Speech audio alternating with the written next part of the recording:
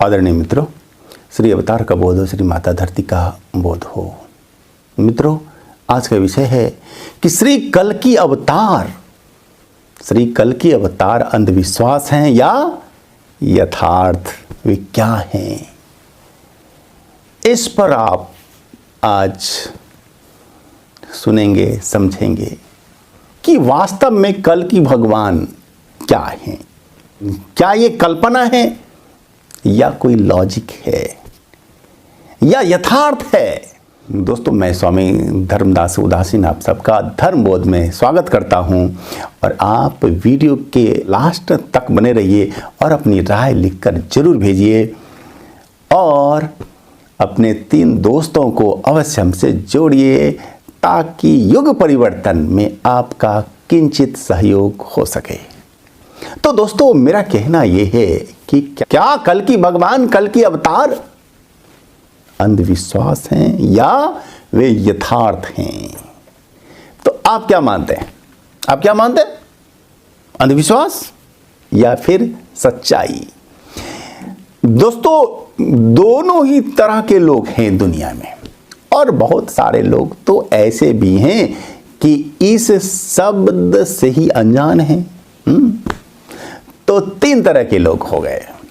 एक जो अंधविश्वास मानता है, दूसरा जो यथार्थ मानता है, तीसरा जो तो जानता ही नहीं। तो अंधविश्वास मानने वाले भी लोग बहुत हैं, बहुत सारे ग्रंथ हैं, संप्रदाय हैं, संगठन हैं, संस्थाएं हैं और विद्वान हैं जो कि मानते हैं कि अवतार कुछ नहीं होता। ये सब बकवास, ये किसी खास व्यक्ति को महिमा मंडित करने का एक कुप्रयास मात्र है।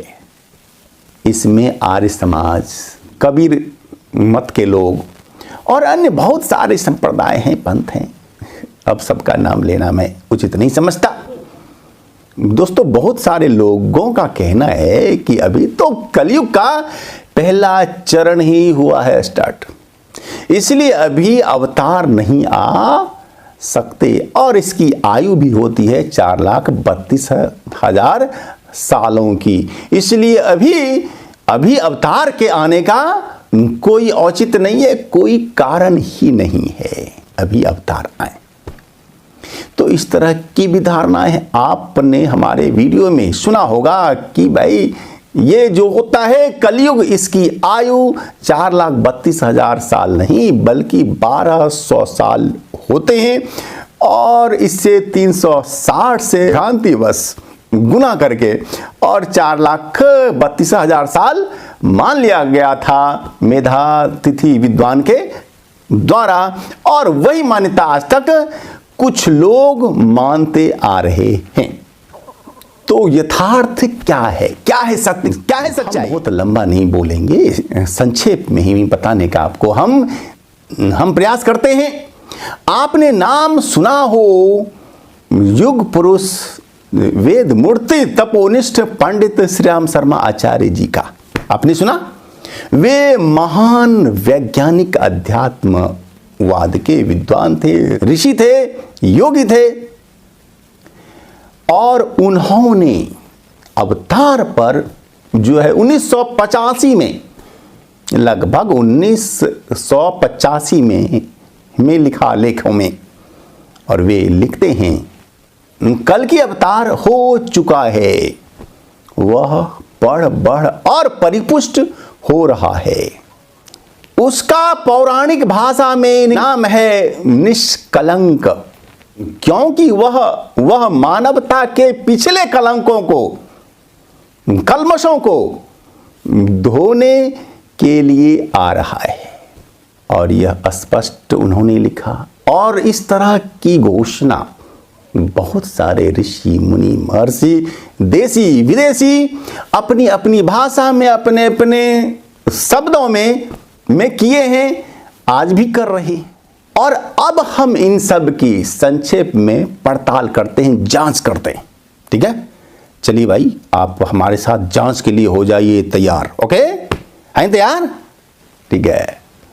देखिए, आपको क्या करना, आपको केवल चिंतन करना है, वो क्या करना है कि भाई अवतार आते क्यों और हैं कब, जबकि समूची धरती पर जीवन का संकट छाने वाला हो, जीवन पे संकट छा जाए और असुरता विकराल रूप धारण लेकर कि सामान्यतया उसका दमन समन न हो सके। जब अस्तित्व पर ही, मानवीय सभ्यता पर ही आने लगता है सवाल का चिन्ह, तो अवतार आते हैं। इसके संबंध में हमारे सारे पुराणों में वर्णन है, जिक्र है।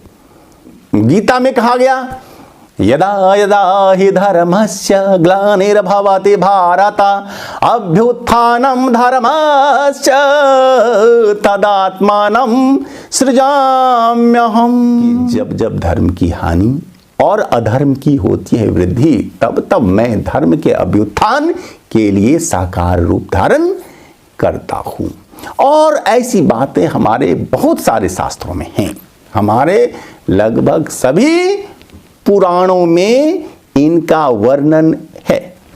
तो आज के संदर्भ में हम इस पर विचार करते हैं कि अभी क्या स्थिति परिस्थिति है।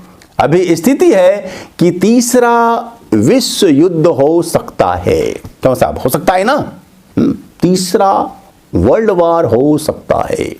ऐसी स्थितियां बहुत बार बनी, हाँ, हमारे आपके जीवन काल में ही बनी, वो हमेशा टलती रही हैं। अगर तीसरा वर्ल्ड वॉर हुआ तो क्या होगा, तो क्या होगा भैया?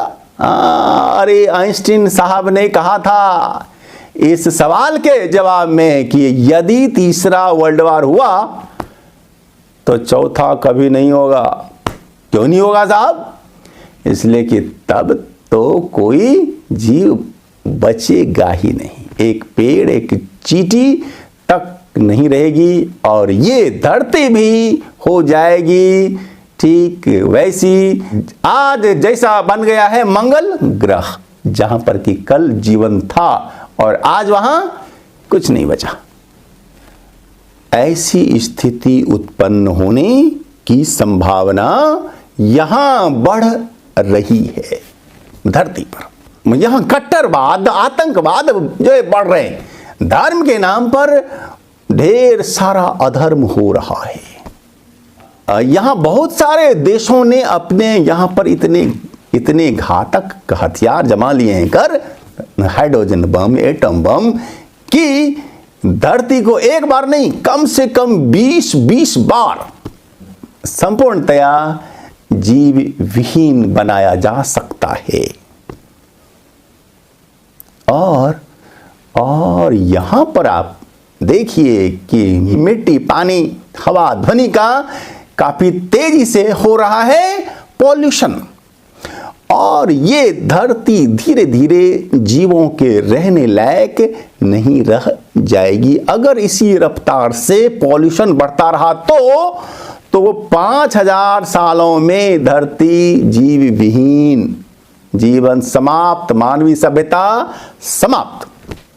तो मित्रों, ये संकट हैं अस्तित्व पर, जीवन पर, मानवीय सभ्यता पर। तो ऐसी स्थिति में जब भी सभ्यता आती है, आई है, तब हुआ क्या है? जैसे हर क्रिया के बराबर और विपरीत होती है क्या? रिएक्शन होती है, प्रतिक्रिया। तो वैसा ही होगा। जब आपके शरीर में वायरस का, बैक्टीरिया का संक्रमण हो जाता है तो शरीर क्या करता है? शरीर में नेचुरल एक शक्ति है अपनी रक्षा की, और वह क्या करता है? अपना टेम्परेचर जो है लेता है बढ़ा के शरीर। वही बुखार कहाँ जाता है? वह शरीर का क्या है? रोगों से, वायरस से, बैक्टीरिया से अपने बचाव का वह तरीका होता है। 100 डिग्री टेम्परेचर के बाद वायरस, बैक्टीरिया हो जाता है निष्क्रिय, शरीर में रहता तो है लेकिन वो हो जाता है निष्क्रिय। तो इस तरह शरीर अपना बचाव का प्रयास करता है। इसी तरह से धरती भी, विश्व भी, नेचर भी अपने बचाव का, असुरता से बचाव का करती है प्रयास। एक विश्व शक्ति का होता है जन्म, ठीक है, और वह विश्व शक्ति संपूर्ण विश्व में छा जाती है। और वह विश्व शक्ति बहुत सारे देहों का सहारा लेकर काम करती है।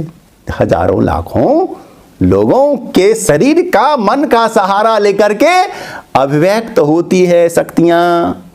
और जिस शरीर मन के द्वारा वह सर्वाधिक अभिव्यक्त होता है या होगा, वही स्थूल अवतार संसार में कहलाता है। हालांकि अवतार तो लाखों देहों का सहारा लेता है, लेकिन किसी के भी तो द्वारा सर्वाधिक अभिव्यक्त होगा ही वह ऊर्जा शक्ति। उसी को लोग, सामान्य लोग अवतार, भगवान आदि कहने लगते हैं। लेकिन असली अवतार तो होता है सूक्ष्म वायुमंडल में, सूक्ष्म वातावरण में, सूक्ष्म लोक में, और वह व्यक्ति नहीं होता, शक्ति है। विश्व को विनाश से बचाने वाली शक्ति, ऊर्जा, उसको पहचानिए। और आज भी वैसी स्थिति बन चुकी है। वह अवतारी शक्ति सूक्ष्म वातावरण में हो चुकी है प्रकट। और आपको अपना माध्यम चाहती है बनाना। क्या आप उसका वाहक, संवाहक, माध्यम चाहते हैं बनना? चाहते हैं कि आपका भी नाम हो, ये यश हो? चाहते हैं तो उसका वाहक, संवाहक बनिए, ठीक है, और उसके कार्यों में सहभागी बनिए और अपने जीवन को बनाइए सफल, सार्थक। अगर आपको इसकी नहीं है समझ तो हमसे जुड़िए, आपको हम समझाएंगे, बताएंगे, रास्ता बताएंगे कि आपको आगे क्या करना चाहिए और कैसे उस ऊर्जा से आप जुड़ेंगे, उसका कैसे बोध होगा। ओके, तो मित्रों, अब अंत में हम इतना ही कहना चाहते हैं कि श्री कल की अवतार अंधविश्वास नहीं है, वह है यथार्थ ऊर्जा शक्ति, और वह आपके आसपास ही है, आपके अंदर भी हो सकती है। पहचानिए।